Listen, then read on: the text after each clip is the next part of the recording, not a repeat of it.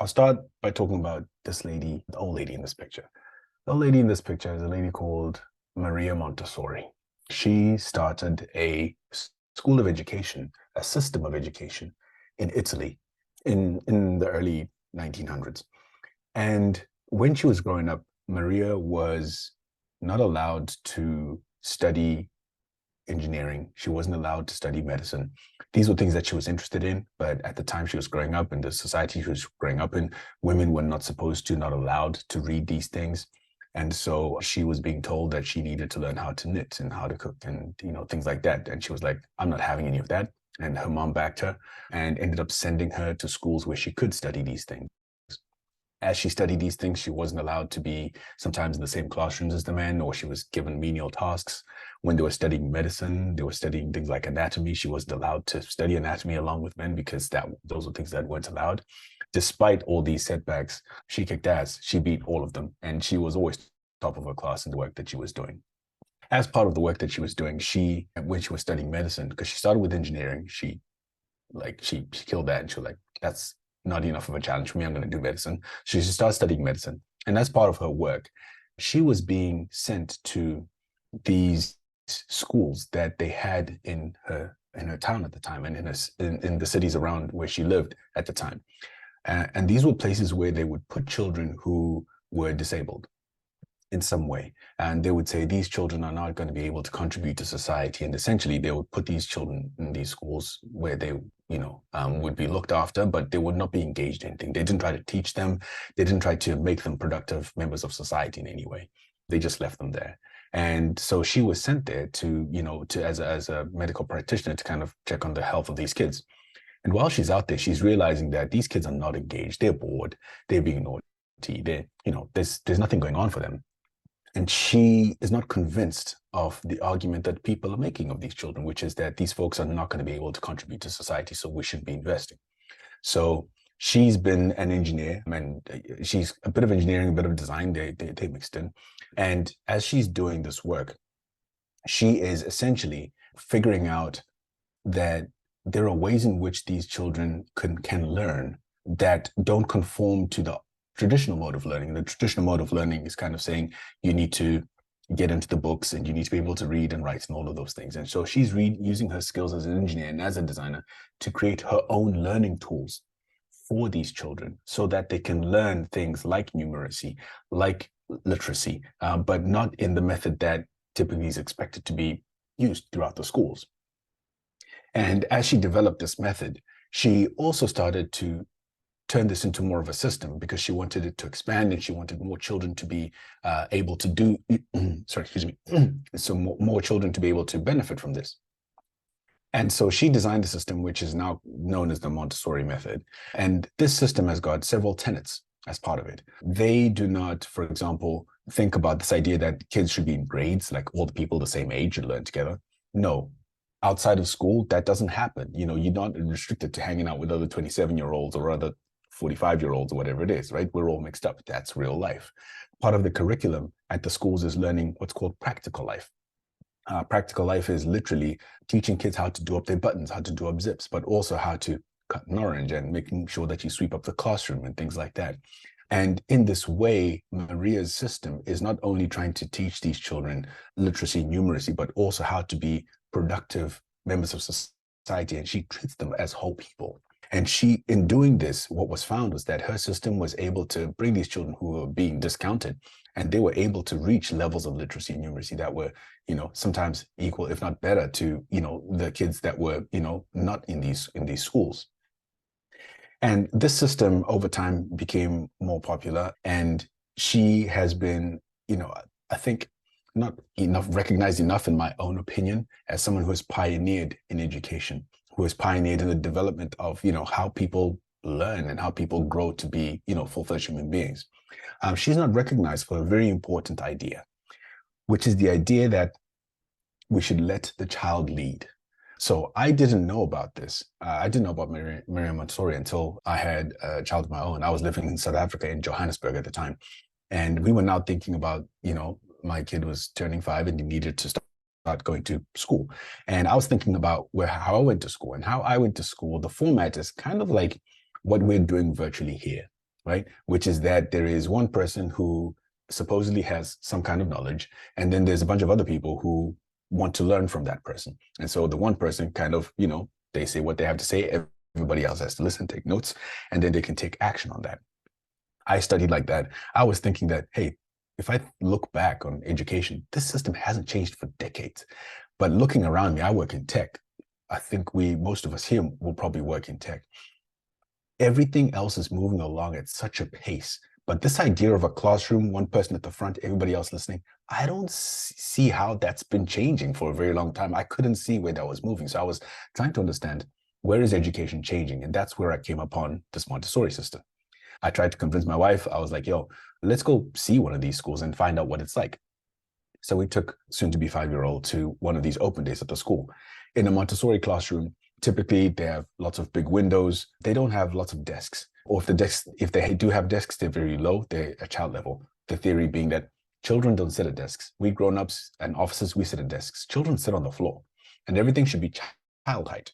And around the walls of these classrooms are like these shelves that are arranged around the walls. And on these shelves, there are little trays that have things that look like toys on them.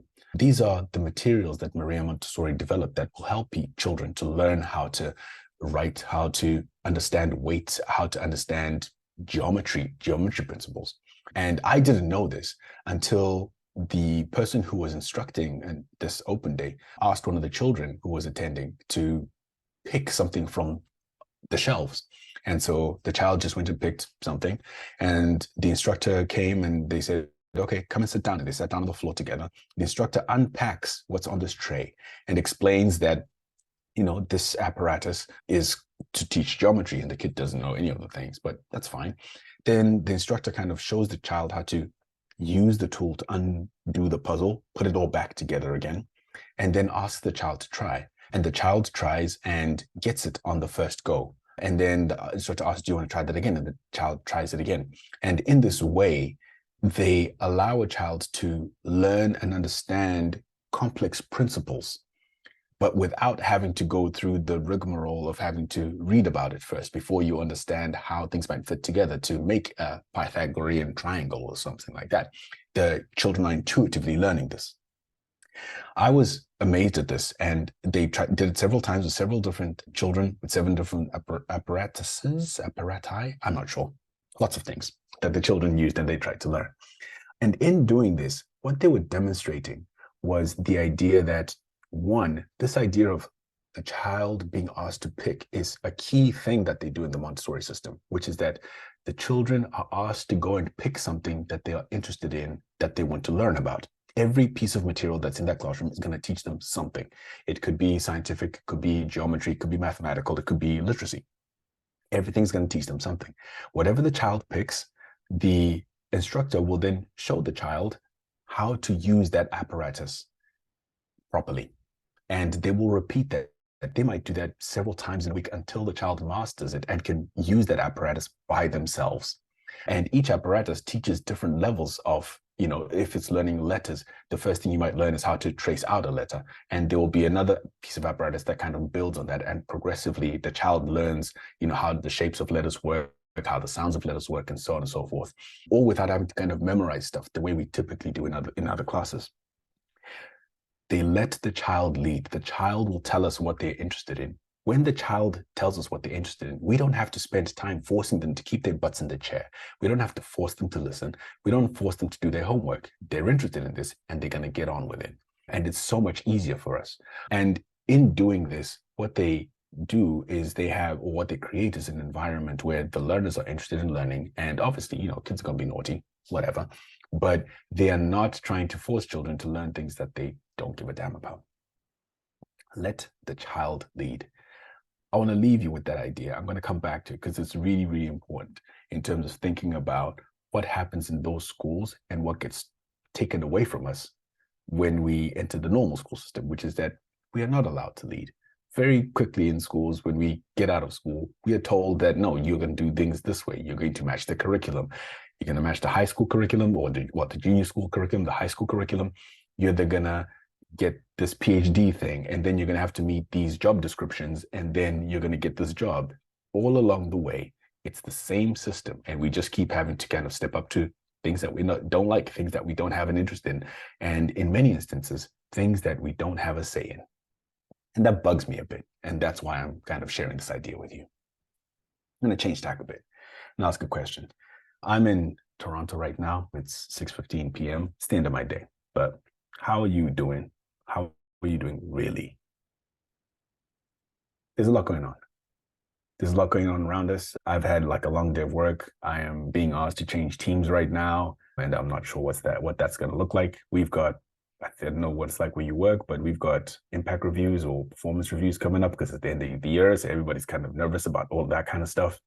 We're moving house. Hopefully in a couple of weeks, we're going to close. In the wider world, there is a lot of turmoil depending on where you're at and where you look. There is a lot going on around this. And in the midst of all this, we are being asked to come to work. We're being asked to focus. We're being asked to come in and give the best of our time, the best of our attention.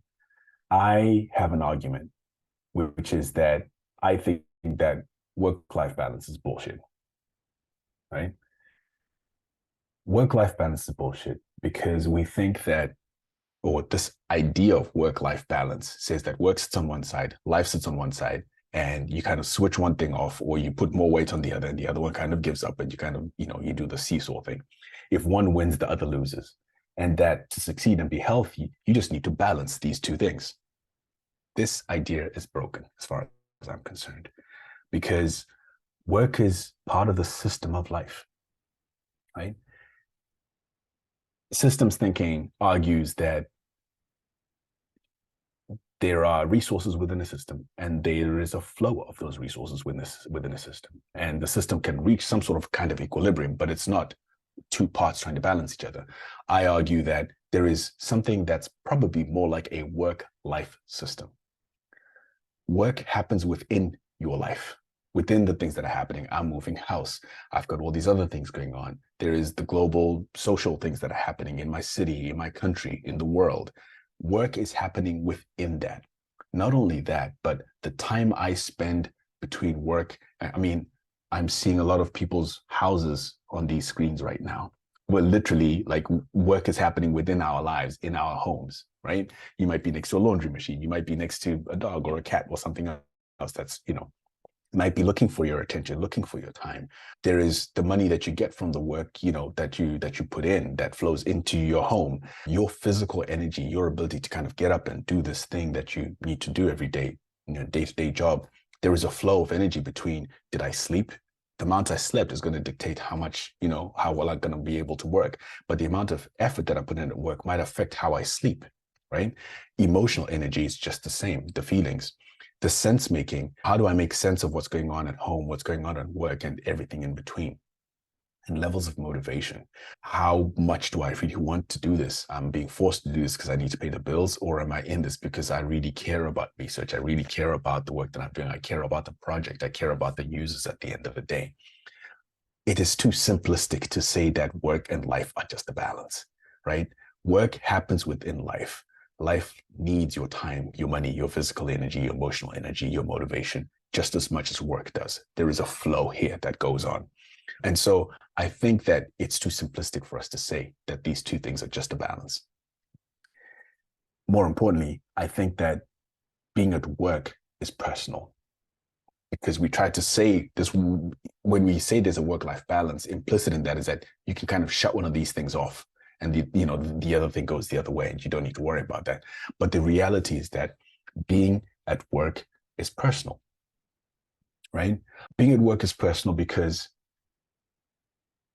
everything that happens to you at work is personal. If you have a bad day, if you succeed and you win a thing, you feel pride. That is personal pride in what you have done. If you get kudos for something that you have achieved, if somebody slights you, or if you get ignored in a room, or if you get mistreated in the work that you are doing, all of that is personal. It is happening to you, and you feel it, and you take it with you, right? So what happens to you at work is personal. Again, is a further argument for saying that there's no, this thing about work-life balance is bullshit. It just doesn't work, right? What happens to you at work is personal, and it continues to affect, what's happening in your life. So what happens to you at work as personal? And I'd like to see all of us who are employed have more control, more agency of what happens in our work life so that we can put into effect changes that will help us have more work, more fulfilling work lives, right? I have a mission, which is to teach more managers to take responsibility for taking care of the people who report to them. And I'd like to convince you that the very best way for us to take control of what's happening in our work lives and for managers to help others have control is through these things called one-on-one meetings. What is a one-on-one meeting? A dude called Andy Grove, who was CEO, he was one of the key starters of a company called Intel that makes the chips that you have in computers, in many computers in the world. He had this idea in this book. High Output Management is a book that many companies in the Valley and startup world, they think that this book is like the one that everybody should read if you're working in tech. And his book is about how to get the most out of people. I have beef with that, and I'll talk a bit about that. But one of the ways in which, but the other important thing that happens in his book is that he popularizes the idea of one-on-one meetings. And he talks about the fact that a manager should use their time to get the most they can out of people. So he says 90 minutes of your time can enhance the quality of your subordinates' work for 2 weeks. He's talking to managers here. And he's saying, spend 90 minutes with someone who works on your team, who reports to you, and you can improve the quality of what you get from them for these 2 weeks. So meet 90 minutes every 2 weeks.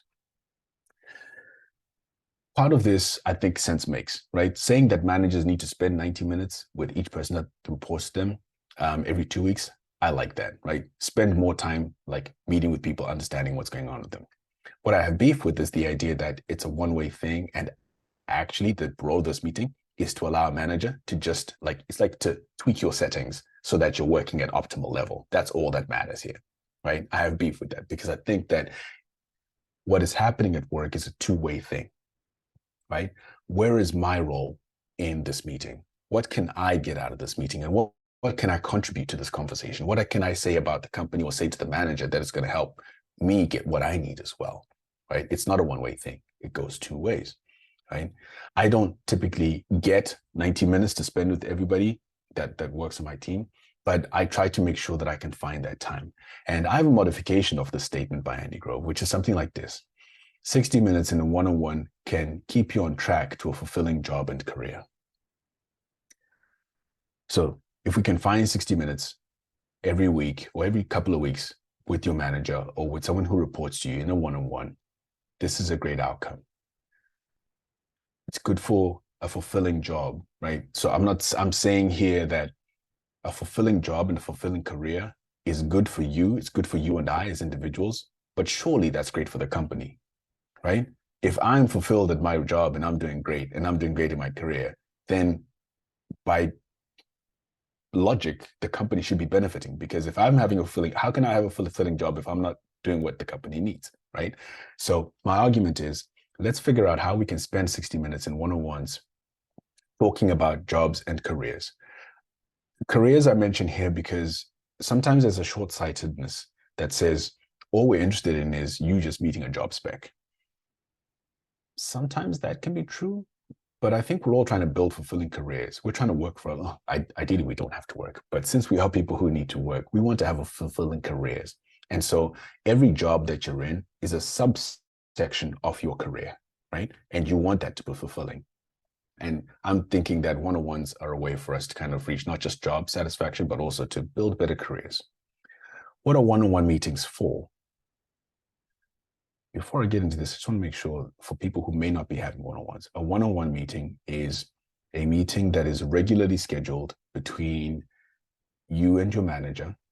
And in that meeting, the key focus is talking about how you are doing on your job, how you're doing in your career, and anything that can help you to do even better.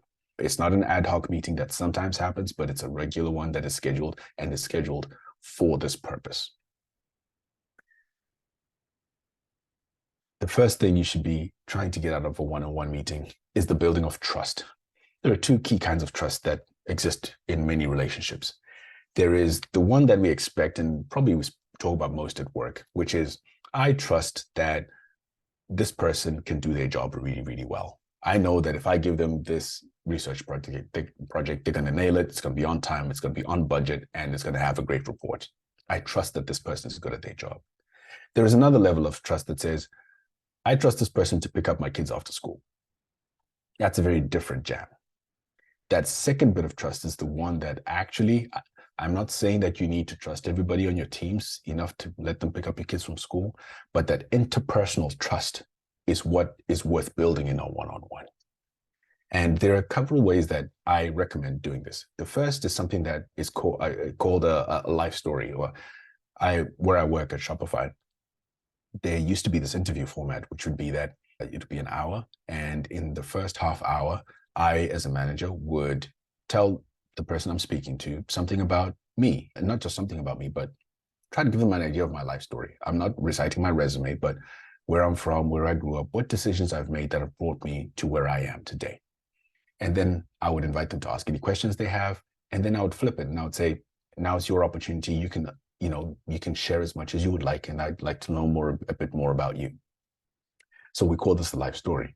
The power of this conversation is that in sharing these things about our lives that would be difficult to find or difficult to know unless we've kind of spent years together. And in a world where we're all working remote, we don't get to stand by the water cooler or sit together at lunch and learn these things about each other. By doing this intentionally, what we do is we reduce the interpersonal distance. We de-stranger ourselves from each other. More importantly, we find these little common threads. Oh, I didn't know that you also had a cat, like music, cook things, whatever it is that you do. We're finding lots of little threads, right? Common threads that we can use to tie each other and build a closer relationship as people. So that's one benefit of doing something like a life story. I do that with every new person I work with. I mentioned before that I'm moving teams. Every new person that I'm going to be working with, I'm going to be doing a life story with over the next 2 weeks so that I can get to know them a bit more. We can build this other trust that allows us to be less strangers, and it allows us to say difficult things to each other in time because we are closely tied together. So life story is one way to build trust in a one-on-one. If you'd like to, I'd recommend in your next one-on-one, you might say to somebody you're meeting with, I'd like to try something that might help us to get to know each other a little bit better. It's called a life story. It'll take, if you don't have an hour, you can say you could take 40 minutes or whatever it is, but here's the format. I'm going to tell you a bit about me for the first half. You could ask any questions, and then I'd invite you to do the same. That's how you would use a life story. And I would encourage you to try it, regardless of how long you've worked with somebody or known someone. You probably will learn something new by doing it in this way. The second way that I like to build trust is by doing something I call superpowers and kryptonite. I don't know if you all are familiar with Superman and the story that you see. He comes from a planet called Krypton, and he ends up on Earth, and things that are normal to do on Krypton, on Earth, are like having superpowers. He can run super fast, he can see through things, and he can hear, and he has super strength, and so on and so forth.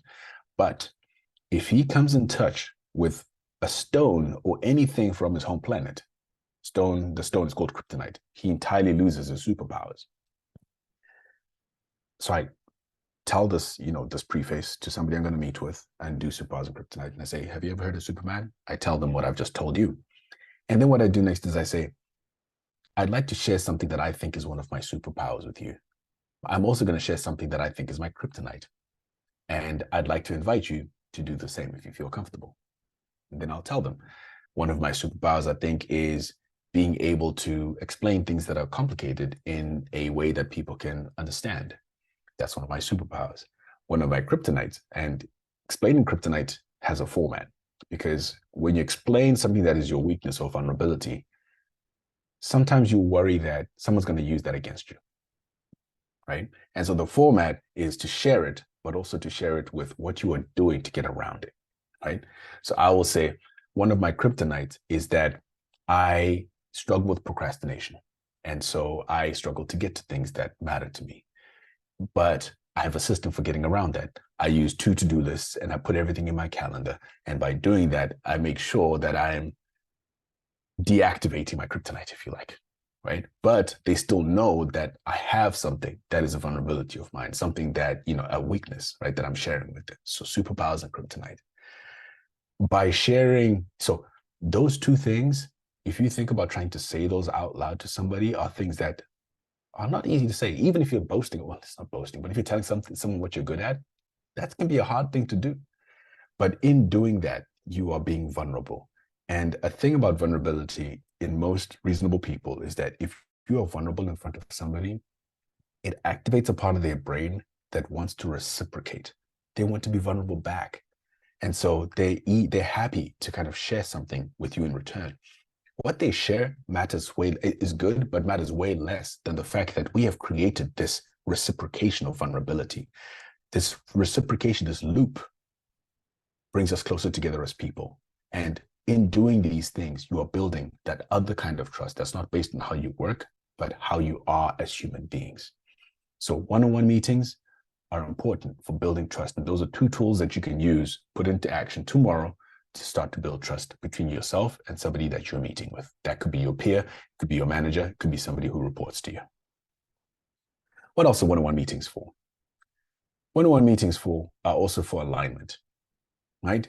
So what does alignment mean? Alignment is about getting everybody on the same page. It sounds very corporate-y, but there are times where you're working in a place and they send out an email, hey, we are changing this thing, or something is going to be different about our company, or you attend a town hall and someone announces something.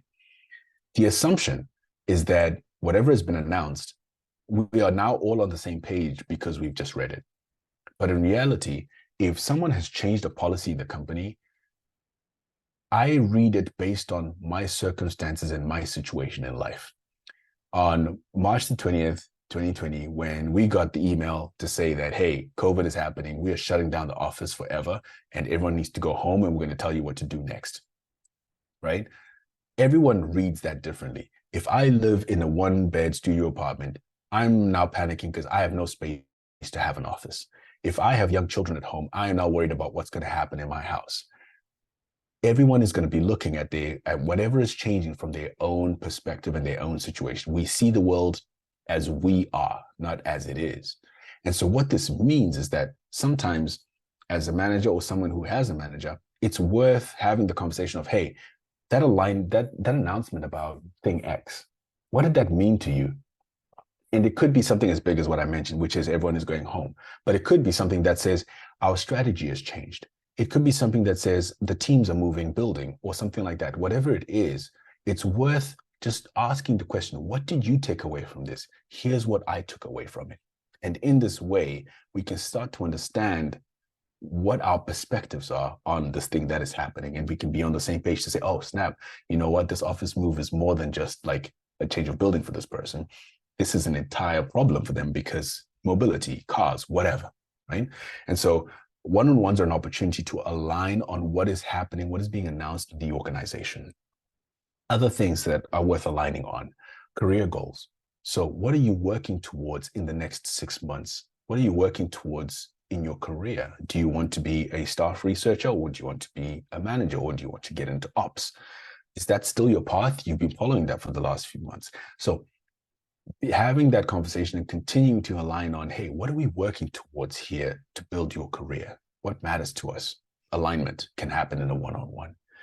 And then most importantly, expectations.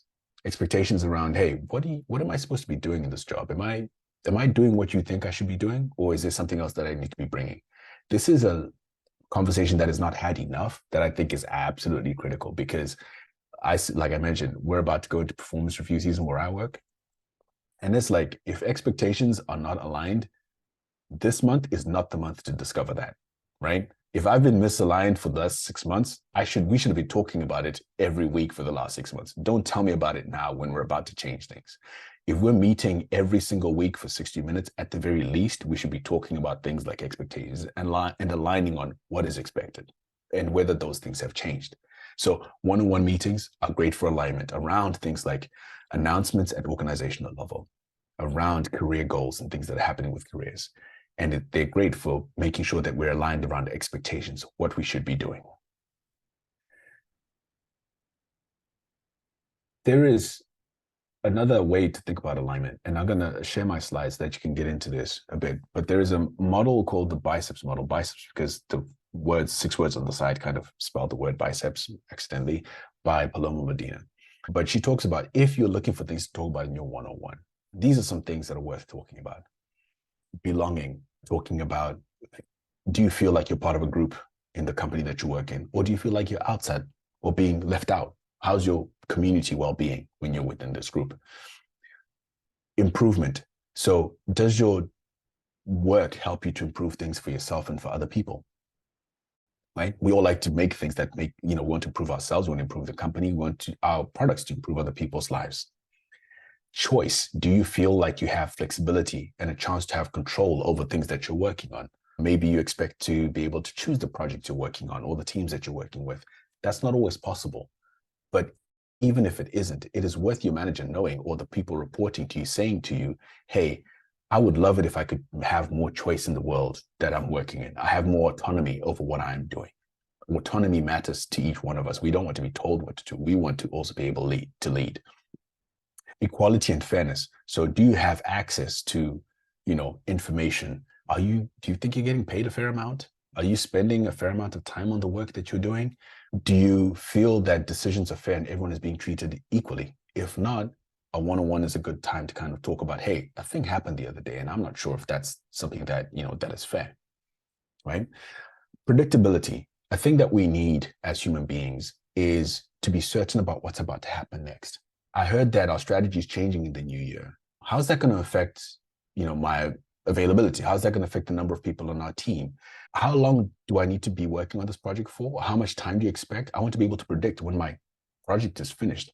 What's coming next after this project, right? Again, you're preparing for what's next. You want to be able to predict the things that are happening to you. You will not always get a guarantee of an answer. The last few years have taught us that planning for the future can be a difficult thing. But at least letting it be known that, hey, I'm feeling a need to know more about what's going to happen next, and I don't have a view. What can you share with me that can help bring some clarity in that domain, right? And then significance. Each one of us wants to feel significant in some way that matters, right? This could be, it matters to me that I have that staff researcher job title, right? Maybe I'm not getting paid more, but that matters to me. Or maybe I want both of those things. Or maybe the significance for me is that you feel I'm the kind of person who can handle big project X. That matters to me, right? Or a project of a similar size. Whatever matters to you that is going to make you feel significant in your work, you should feel like you're in a place to discuss these things. Importantly, tough conversations around these kinds of things that I'm talking about, belonging, choice, equality, predictability, significance, they really don't work when there is no trust between you and the other person. That's why trust I mentioned at the beginning, because it is really hard to talk to somebody about the fact that you feel like you don't belong, or you feel like you want more responsibility or more money, when you're worried about, how is this person going to take it? What kind of person do they think I am if I'm going to say this, right? They should already know what kind of person you are. And when you bring this up, they can go, oh, I know this is what matters to this person, because this is what they want in their career, and this is what they're trying to build in their lives, and so on. Which is why when I mentioned what one-on-one meetings are for, trust is always the first thing, because that unlocks the ability to have difficult conversations around things like this. What else are one-on-one meetings for? Feedback. Feedback, sometimes we have different ways of interpreting it, different models. There is a model that I share, which is that there's 3 key kinds of feedback that need to be shared in both directions, right? In a one-on-one meeting. One is appreciation, right? So thanks for doing that thing. There are findings that thanking people, even for doing things that, thanks for closing out that project. That was your job. You were supposed to do that. But if somebody says thank you for that thing, that creates more feelings of appreciation and value, being valued. So it's like, it's not about, hey, you fulfilled your contractual obligations, but it's literally, as a person who works with you, I appreciate what you did there, right? The second thing is coaching. Coaching conversations talk about, I saw that in that last meeting, when you were explaining that point, you were struggling to get your words across, or you were struggling to deal with that person's objections, or to answer that person's feedback on your report. What are some ways in which you think you could have done that better, or redo that?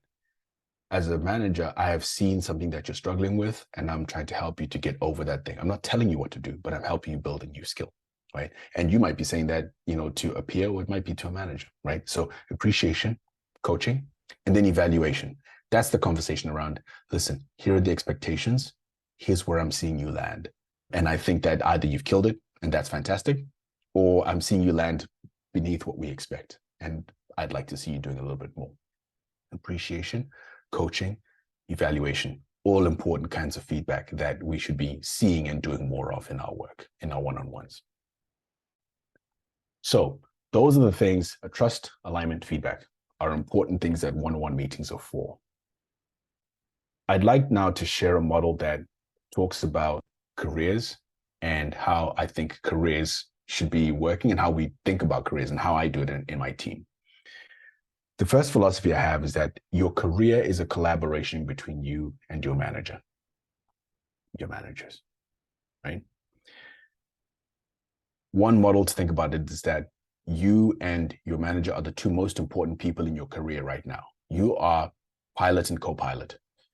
You are the one who is doing the driving, so to speak, and your manager is there to help support you, to help make sure that we're in the right direction, we're going at the right speed, and we're doing all the right challenges. But nobody matters more than you, because you are the one doing the work, and your manager is the one who's, if they recognize that work, is going to be able to, what the hell just happened? Oh, the Mac is doing those bubble things. That's weird.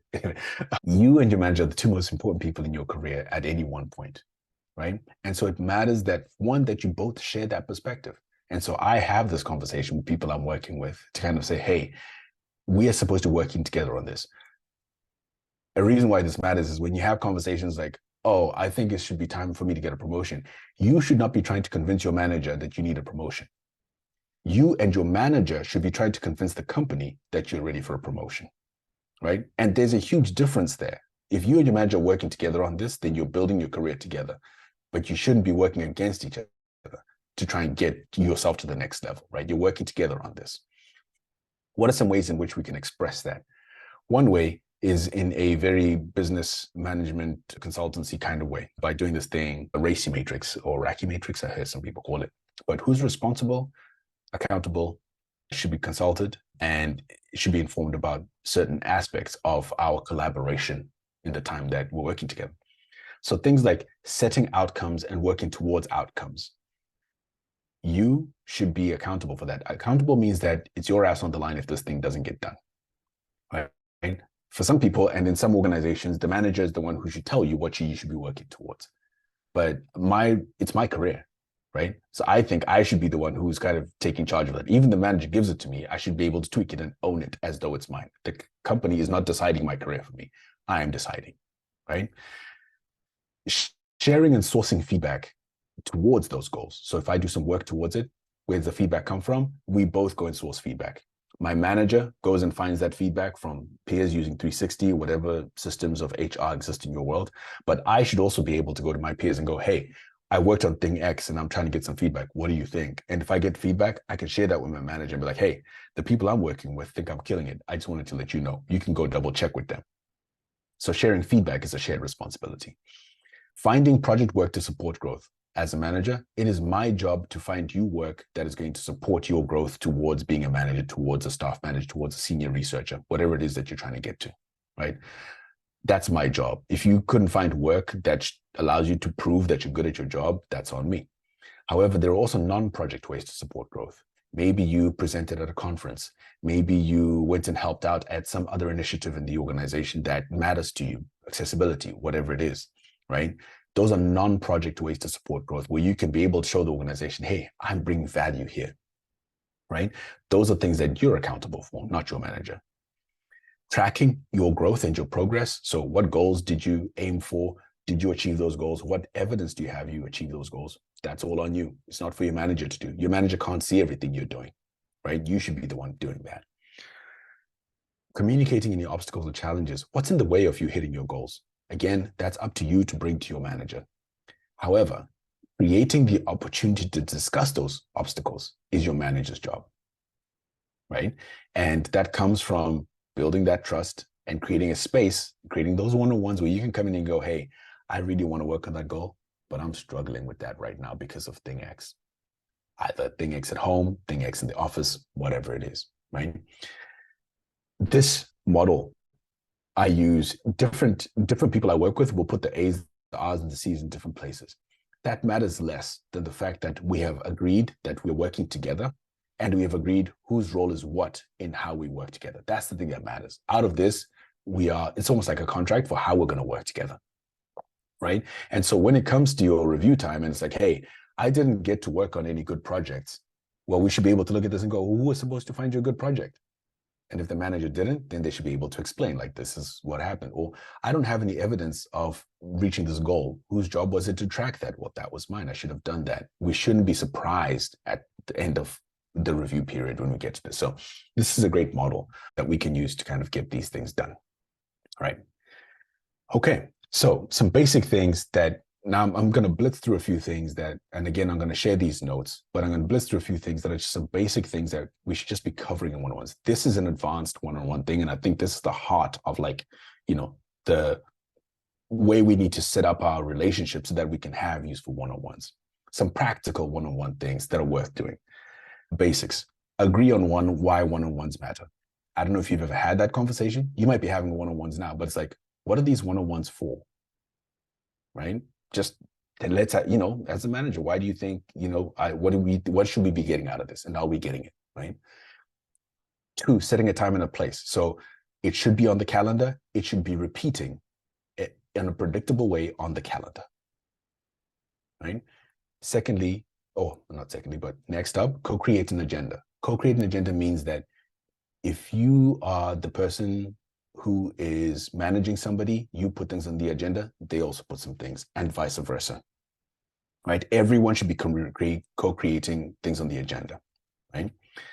Trust. We have to build that trust. If it's not there, if you feel like you can't say the things that need to be said, then you need to work on building trust so that you can say the things that matter, the things that are going to allow you to influence your work life. It's going to be awkward, and that's okay. Right? Awkwardness is something that, if you are doing it right, if you are having the conversations that push the boundaries of, you know, what you feel comfortable with, then it's going to feel awkward. But this is the kind of awkwardness. My hope is that the awkwardness you're experiencing is the awkwardness of asking someone out on a date or asking somebody to marry them. The awkwardness of maybe being, you know, in a job interview where there is something that is valuable to you and hopefully to both of you on the other side, and you are both working towards to get through that conversation so you can get to that thing that you both would like. And then paying attention. Paying attention is critical. I'm not saying listen, I'm saying paying attention. Listening is an ear thing and a brain thing. Paying attention is looking at the person who's speaking. What does it look like they're feeling as they're speaking? Tone of voice, all of those things. Pay attention to what is happening, whether you are the manager or not. Pay attention to what is coming across. Some agenda prompts that you might put in. So if you're writing an agenda, here are some things that you can put in. How I'm doing, how I'm really doing, right? Work happens within life. What life things are happening that might be making you better at your job or making you worse at your job, making it look like you're not good at your job. But maybe, you know, you got a baby who doesn't sleep, or I always talk about kids because I'm a dad, but, you know, whatever's happening in your life that matters, right? That might be influencing your work. Bring that up. How are your energy levels, right? Are you in survival zone? Are you kind of like feeling a little bit burnt out? Or are you totally energized by what's going on right now, right? Or do you need some time to relax and take some time out? Talk about it. What are some recent challenges? A key question that I ask in every one-on-one is, what's the biggest challenge you faced since we last spoke? That's a good thing to bring up. Since we last spoke, here's the biggest thing that I've struggled with. That person would not hear my thing, my suggestion, or whatever it is. I also share my biggest win. The biggest thing that succeeded was that we managed to, you know, get all the recruitment done for that thing that we we're trying to, you know, that study that we're trying to do, or whatever it is. Replay conversations. I mentioned earlier this idea that, you know, you might go to a town hall, something gets announced, and then you talk about, hey, what did you get from the town hall? That's what it's called, a replay. Let's replay that thing, right? What did you take away from the town hall? What did you take from that email? What did you take away from that Slack thread that happened the other day, right? A replay conversation is a good thing to go for. Heads up, So this is what I used to talk about. Hey, here's what's coming up next. I'm going to be away next week because I'm doing the thing X. We're going to start doing the 360s at this point. And the December break is from the 22nd to the 27th, whatever it is, right? Those are things that we can share. And then capture next steps, right? What are some things that we're going to do after this one-on-one? Well, I'm going to make sure that I've booked that time off, or that I've filled in that receipt for, for those claims that I wanted to make, right? Not only that, it's also worth thinking about some tripwires. Tripwires, that's a bit jargony, but these are some things that you should watch out for, that if they are happening, they might be a signal that something is not right, right? So I guess the one that's not listed here, that's probably the most important, is no one-on-ones, right? If that's not happening, then that's probably the biggest issue. And you should probably be asking, do you know about one-on-ones? And why are we not having any? Right? It might be a very innocent reason. There might be company policy or whatever it is, but no one-on-ones is probably a good tripwire. And other ones to think about are frequent cancellations, right? If a one-on-one keeps getting canceled, I was in a situation once where I was uncomfortable with the person leading me. And so I was kind of happy when they were canceled, which is a really, really bad sign, because it means that we're avoiding each other right now, right? So if it keeps getting canceled or rescheduled, maybe you want to check in on why that's happening, right? If there's no agenda, every time a one-on-one pops up, we just look at each other and go, so what's cooking? What's there to talk about? We cannot, if you've been working for a week and you have nothing to talk about, what are you working on? Are you working at all is the question, right? There should be things on the agenda. Again, if there's nothing on the agenda, we don't feel comfortable. We don't trust enough to raise the things that are happening, that we're worried about, that we're winning at, that we're concerned about, that we think we should be talking about. So if you have nothing to talk about at all, which that next one, yeah, that's not a good sign, right? And then if there's only good news, and again, I was in this place where I was working with a manager, and I just wanted to make them feel like I'm great. And so all I would do is just bring good news. Hey, we managed to do this, and the trivial things that have nothing to do with anything, and bring those to the party, right? But again, that's a signal that I'm not willing to bring up the tough stuff. I'm not willing to talk about the things that are pretty hard. So if whichever direction it's going in, if all your one-on-ones are just good stuff, maybe you're fantastic and everything is hunky-dory. But even then, if everything is good and there are no challenges, that means you're not even growing, right? Because if you're growing, you should be meeting challenges. You should be at the limits of your capability. You should be able to come in and go, man, I was trying to do that thing and I couldn't get it done, right? Because it's something new or it's something difficult or whatever it is. So only good news, that's another tripwire for one-on-ones. I'm hoping that in this time, I've been able to convince you that 60 minutes in a one-on-one can keep you on track to a fulfilling work life and career. And I would love it if we could learn from Maria Montessori, who we are not, I guess we may have an inner child, but she was saying, let the child lead. In the opposite of letting the institution lead, let's each of us use one-on-one meetings and conversations to lead the change in our careers and our work lives. I would love to see us do that. I'm hoping that you've seen something in here that you can try put in work into practice that can help you to do that. And if it's working for you, hit me up on LinkedIn. I'd love to know what's winning, what's working, what's not working for you. All right. Peace. Thank you. Awesome. Thank you so much, Farai. That was really great. Everybody give Farai a round of applause or a thumbs up or emoji or say something in the chat. That was really awesome. I know I was taking notes on what I can do better. Sounds like some of you guys were too. And while you were sharing, we definitely collected some questions in the chat. So I'll go through some of those with you too, but feel free to keep the questions going. We'll continue to monitor throughout our discussion. So first up, a lot of questions came in on, it sounds like folks are not having one-on-ones like this. They might be more transactional, might be more updates, might just be kind of, here's what I've done, go down the list kind of thing. So some questions about like, how can I start to change that dynamic with my manager, especially if that person is like time crunched or adverse to meetings, or they're the ones that do all the talking? Yeah, so I didn't mention this, and it's a really, really important point. One-on-ones are not project update times. It's not the time to do the design review. It's not status review for anything. All of that stuff can happen asynchronously, right? I can write you a report every week, whatever you need, and tell you like exactly where things are at, right?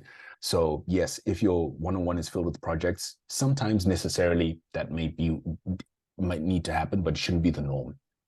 It comes back to the question I kind of raised earlier on, which is, have you and your manager had the conversation about what a one-on-one is for, right? And that can be a good way to start it. So not saying, hey, you're doing our one-on-ones wrong because you keep asking me about projects, but rather to say, can you tell me what you think our one-on-ones should be doing for us, for you, for me, and for our relationship as we work together, right? And that can give you a steer. Sometimes it can just be like, oh, snap, I've never even thought about that, right? Because here's what you'll find. If your managers like me, nobody told them how to do one-on-ones because ain't nobody teaching this shit, right? We're just figuring it out. We get thrown into this and we're just trying to figure it out. And I might Google some stuff and say, hey, Google, how do I do a one-on-one? Whatever pops up, I'm going to give that a shot.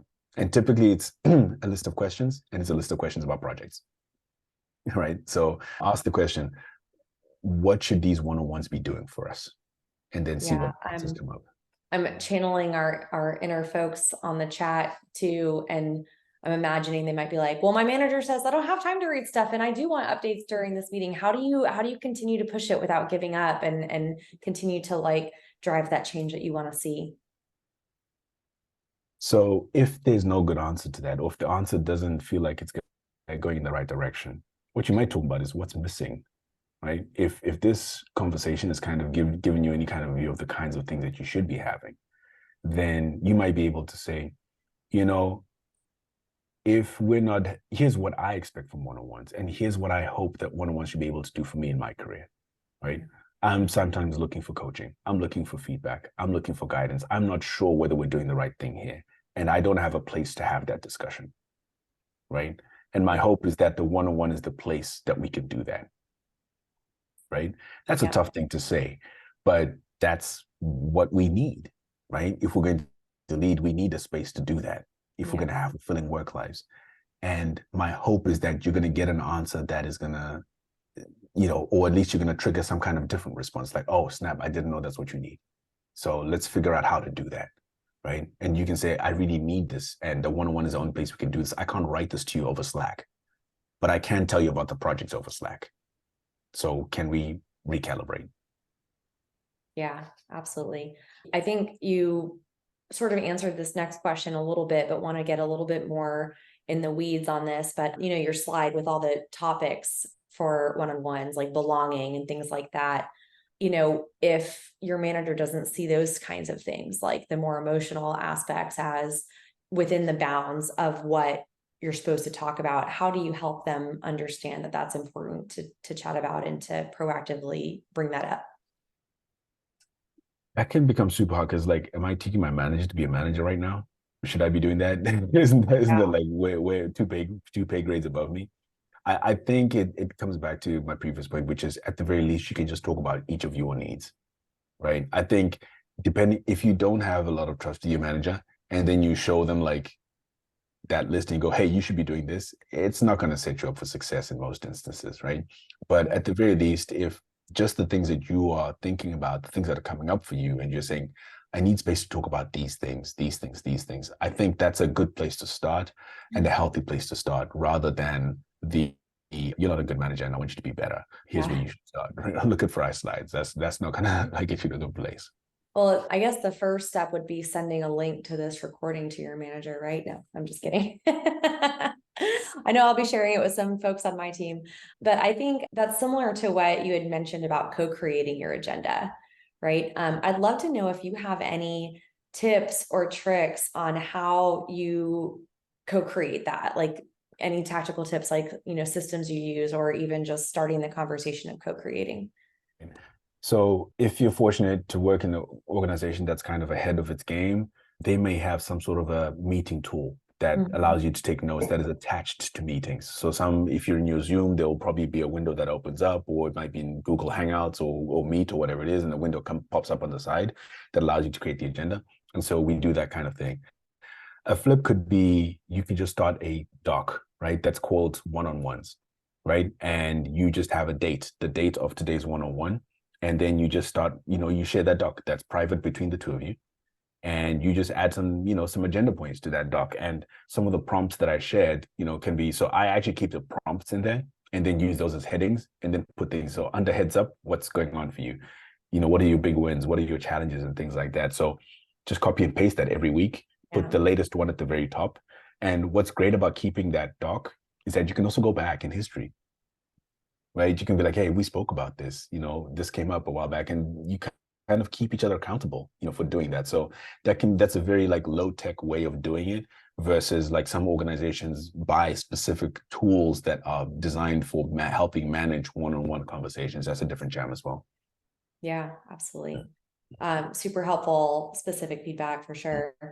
One question came up about how the conversation during one-on-ones might change or be different around review cycle time. So performance review, mid-year, end of year, that kind of stuff. Do you see any of this changing? Absolutely. So one thing that should be constant is that, we are seeking feedback and giving each other feedback about what's going on. Another thing that should be constant is that at times when you are facing challenges, whether that's challenges in the work or challenges in life that are affecting your work, like being vocal about that at the moment in time. Yeah. What shouldn't be happening around impact review time is you raising an issue that came up that should have been raised 3 months ago. It's like, I should have told you that I was going through a thing with my, my parents or whatever it is, like 3 months ago. That's why that didn't work out. Yeah. Right? Because it's late, right? We couldn't take that into account. We could probably retroactively try and do that, but that's not what should be coming up. What should be coming up, however, if you're working together and you're in a collaboration, is to say, hey, review time is coming up. So can you make sure that you've gathered all of, the goals that we worked on, and you've gathered all the evidence around how you've worked towards those goals, right? We thought you're working on this. What documents show that you've done this, or show me the report that shows that you've mastered skill X. Have you gathered all those things, and can we put them in one place? Those are the kinds of things that should be discussed, I guess, prior to like the performance review.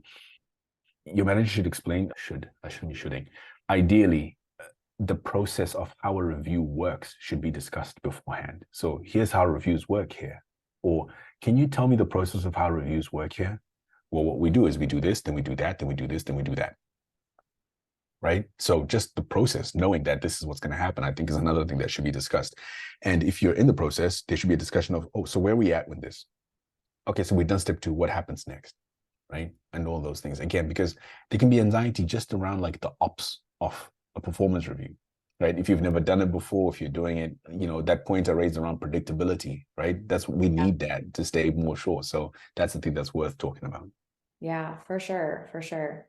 There was a question that I thought was interesting that came up about how, if at all, one-on-ones might look different for skip level. So if you're having one with your manager's manager, what should that look like? Is any of this different?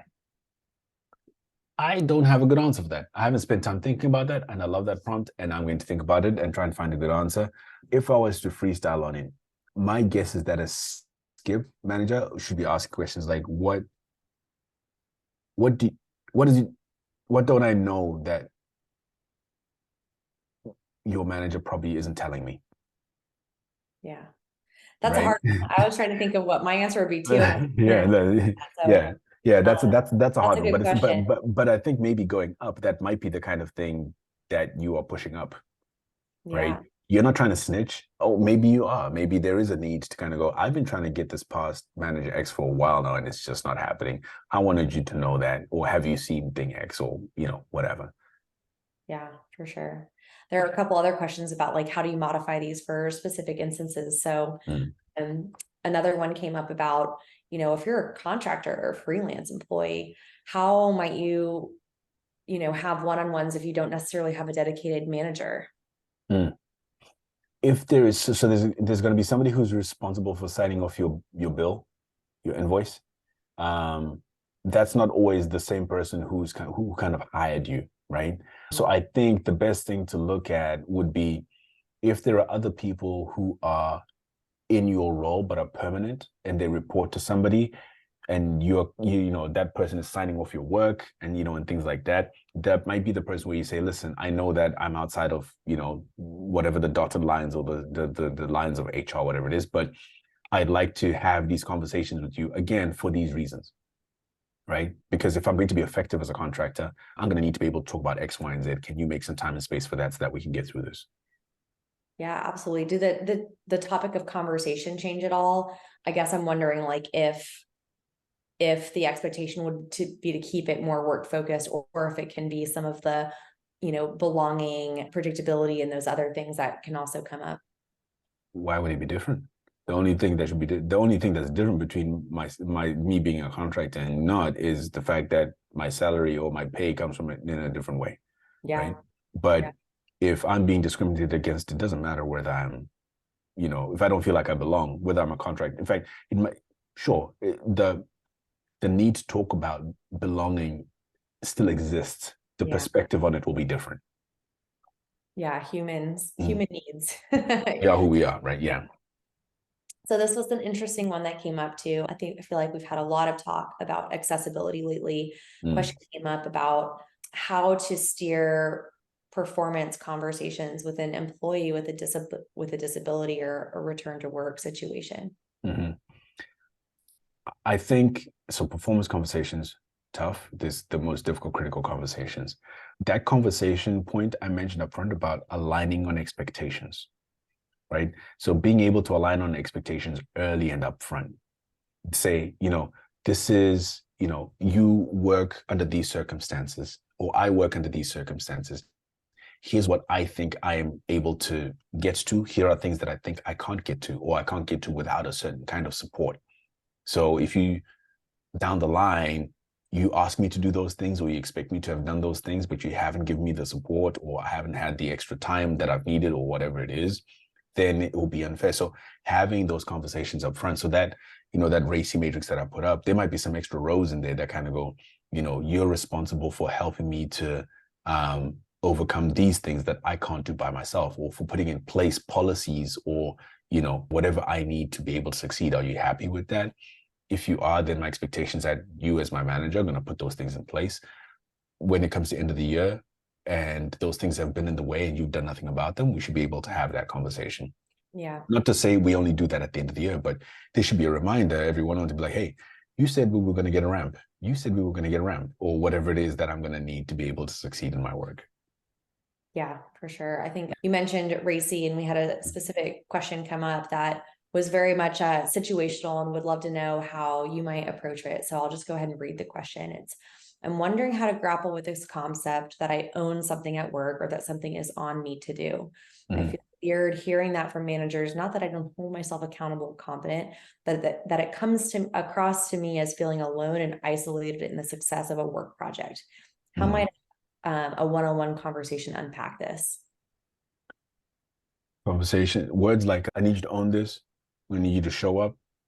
Those phrases for me are great things for the alignment portion of a one-on-one. So when you say I own this, can you paint a picture for me of what that looks like? Right? When you say I need to show up more, can you clarify what that looks like in your view? Right? And they should be able to say, well, what I'm seeing is, because what's wrapped in those things, you know, and these street isms, these colloquialisms that come up, that actually wrap up a bunch of stuff that means one thing to you and a different thing to me. But when you can say that means that, so owning project X means that you are making sure that stakeholder X, Y, and Z are up to date on what needs to happen. You are updating these tools with the information of what needs to happen. You are accountable for making sure that we meet all the timelines. It's things like that. So that's what I mean when I say, tell me what this looks like with respect to stakeholder management. Tell me what this looks like with respect to, if they don't break it down, then you can ask those questions, you know, because ownership could mean anything. So it's like, does this impact stakeholder management projects? Am I accountable for the budget as well when you say I own this? Do I have the power to make the decisions on changing timelines? Whatever that means, you can ask those questions so that you deconstruct and elucidate what is wrapped up in show up, what is wrapped up in own the thing.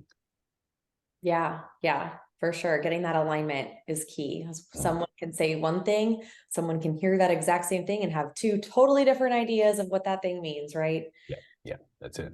Yeah. And they can Um, evolve over time as well, right? So the yes, circumstances will change. You know, the team changes, whatever, and it's like I still need you to own this. And it's like, well, what does that mean now that there's only one researcher on the project? yeah, yeah, that's great advice. So one question I want to ask for the managers on the call is if you're a manager, whether you're been managing folks for a long time or a new manager, if you're not doing one-on-ones this way, what would be your advice to kind of start changing the way that you work with your folks on your team and how to talk to them about that you're making the transition to something like this?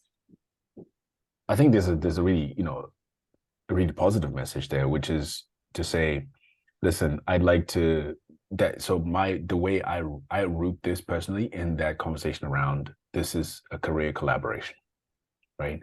So I'd like to think about the way we work together as a career collaboration. You and I are the two most important people in your career. And I'd like to use our one-on-ones as our time to talk about that collaboration and to fine-tune it, to review how we're doing on it and to plan what we want to do next. So that's going to mean that we're going to be doing one-on-ones a little bit differently. We're going to try some new things. How does that sound to you? Any concerns? All right. So the first thing we want to be doing in our next one-on-one is that I'm going to expect that you're going to be putting things on the agenda. Here is the format that works. And we're going to start off with a life story, and I'll explain what that is when we hang out and do that. Awesome. Well, that is probably all the time we have for Q&A right now. Thanks to everybody for sending questions and for engaging, and thanks to you, Farai, for giving us that awesome presentation and staying on to answer questions. I do have one smaller one that I ask everybody when I host these events, which is what is your favorite resource, whether it be book or website, to share with folks who are just new to this topic? A book by a dude called Michael Bungay Stainer called The Coaching Habit. I'm just Googling it right now, so see if I can drop a link into place, or maybe somebody can find it. I can. The Coaching Habit, we can find it and pop that Yeah, into the chat for yeah. you. It's called The Coaching Habit, and I think it's useful for everybody, right? Whether you're Okay. a manager or not. But ultimately, it is about the idea, again, this idea of like growing and growth. The Coaching Habit says we should stop telling people what to do when they're stuck, and we should stop expecting people to tell us what to do when we're stuck. Rather, we should be helping each other grow. And questions are a great way to help each other grow. And this group of all groups should know a lot about like the power of questions. Absolutely. Absolutely. You're speaking to this researcher's heart right here. Mhm. Well, thanks again to Farai. Everybody give a round of applause. It's awesome. Awesome. Cool. Thank you all so much. I'm going to drop off, but I appreciate you making time and space for this conversation. It's a really important one. And I hope that you find a thing that you can use to improve your work lives and your careers. Yes. Thank you, Farai. I appreciate it so much. Cool. Cheers.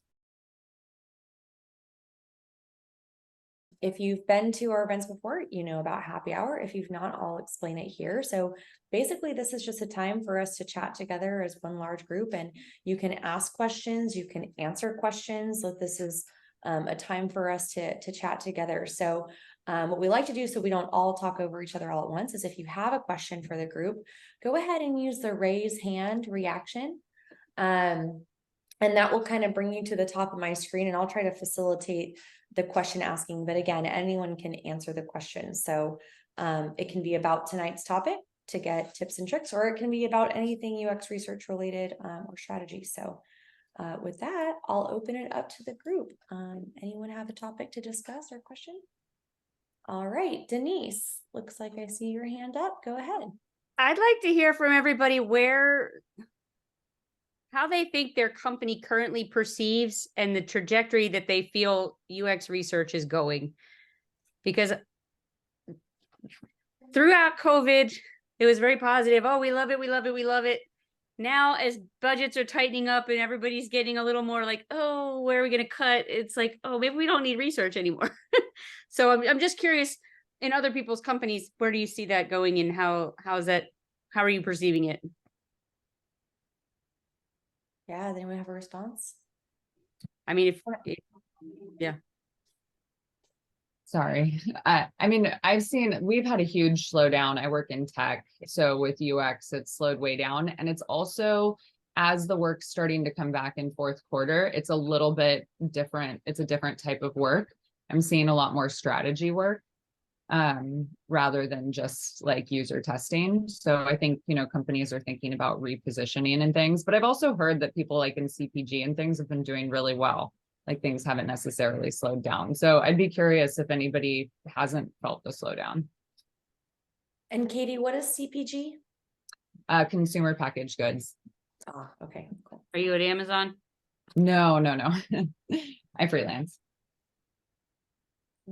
Anyone have either a similar experience or where you've seen it not slow down?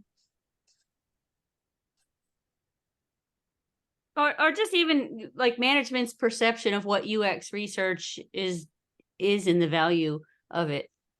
And like you're saying, I see a lot of the same, what you're talking about with strategic. I see that shift as well. But I'm just curious what everybody else might be seeing. I work for one of the big 5 banks in Canada.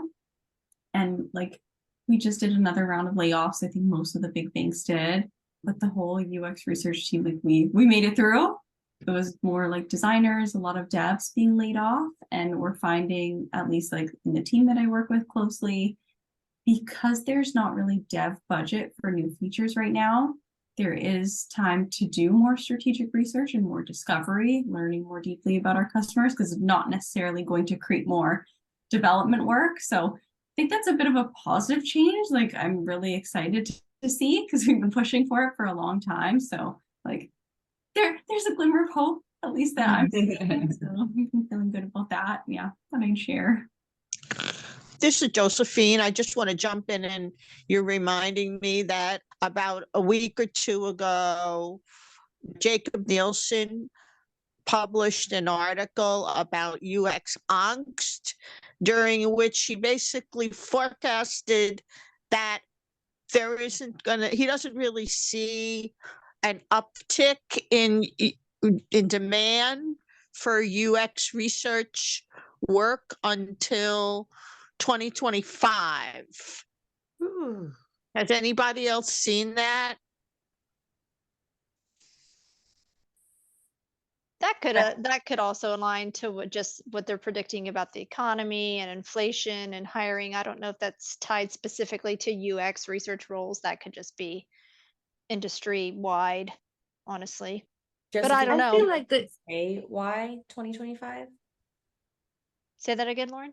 I was just asking if Josephine, if you knew why, like if the article said anything about why 2025, and I had the same hypothesis, Jen. It's just tied to general like rebound economy, but was curious if you had more insight. That was before, was that before or after everything started in the Middle East? Well, I'm not recalling, but if you were to I guess Google UX angst, ANGST, and Jacob Nielsen, I encourage everyone to read the article because it had a lot of very interesting points to make. Yeah. Jake, did you have something to add or a different question? Yeah, it was really more in response, I think, to the previous question. The thing I'm both seeing and hearing from other people that I talk to is a lot more divergence of research, going into different directions and incorporating more things that used to fall into marketing or business. And that might actually connect a little bit more to the strategic research that she was talking about in a second, or a moment ago, sorry. And I don't know if I'm in a position to predict, but I think that they're just from all the things being put into print and all the discussions that are going along the lines of research generalists and the evolving role of research. It seems like at least there's a lot of interest in expanding the research skills or the research practice into more of the business aspects, maybe even more of the marketing aspects of it. It's sort of unfamiliar territory for people who are used to working with like people and evaluated research, foundational research for products and that kind of thing. So I think one of the things that'd be interesting to watch would be to watch how some of those job descriptions, maybe in LinkedIn and other places, how if their skills they're looking for start to shift in that direction for things like being able to do business analysis and that kind of thing. Yeah. Yeah. Similar to what Jake and I think Stacy, you were mentioning too, we've, at least at my company, started to do some more deep, like generative research versus like the user testing, like, Katie, you mentioned. So we're definitely seeing more of a strategy shift as well. Seems to be a theme.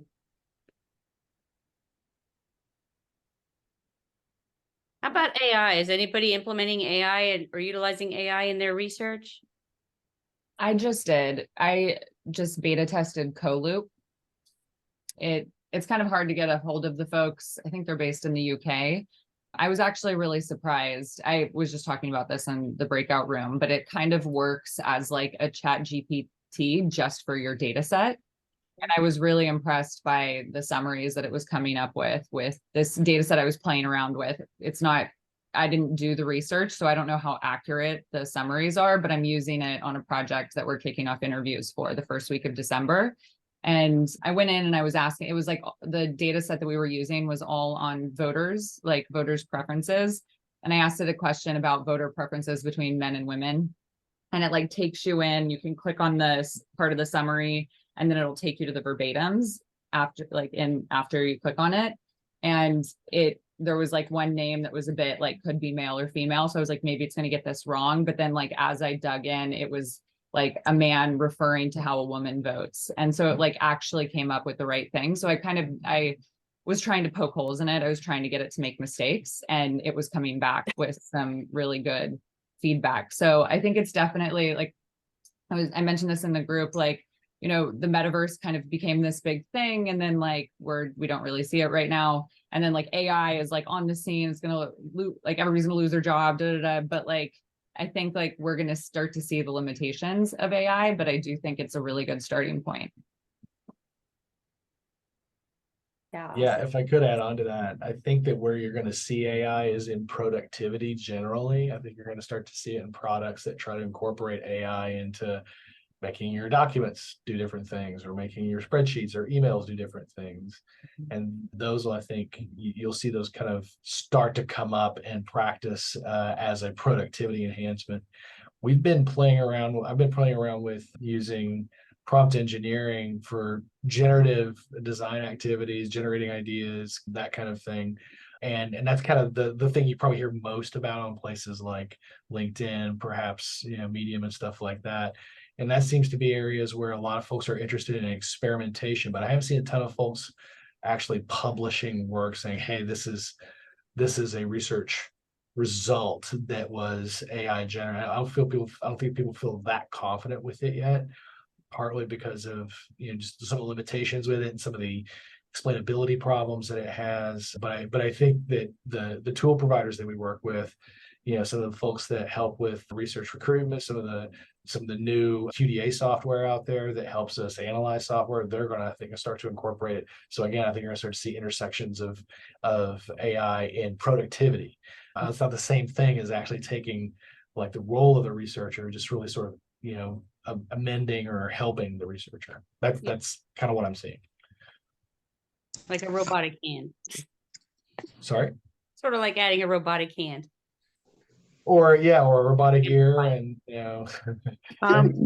This is Josephine, and I just want to jump in and say that I've been involved in a number of AI related projects starting in the 1980s, in the 1990s, and also more recently. But I will tell you that none of them used generative AI, and I think it would be a mistake to think that the only place that anything useful seems to be happening is in the generative AI space. There's a lot of non-generative AI that's been used successfully, and there's a role for UX professionals to play in that for quite a number of decades. So please avail yourselves of the various resources out there regarding AI in general, machine learning in general, neural networks in general, and the many applications, some of which we don't even know we're using, that we're using every day. Yeah. Awesome. So I think we have time for maybe one more question from the group. Maybe someone who hasn't spoken yet tonight. All right, going once, going twice. Anyone else that maybe has spoken that has one more question? All right, well, we can go ahead and shut it down now. We are over time anyways, but really wanted to just say I appreciate each and every one of you for wanting to stay on and create this community and conversation. Learning from each other across companies, across the world is really important. And this is one of my favorite parts of the event. So thanks to you all for doing that and keeping it going.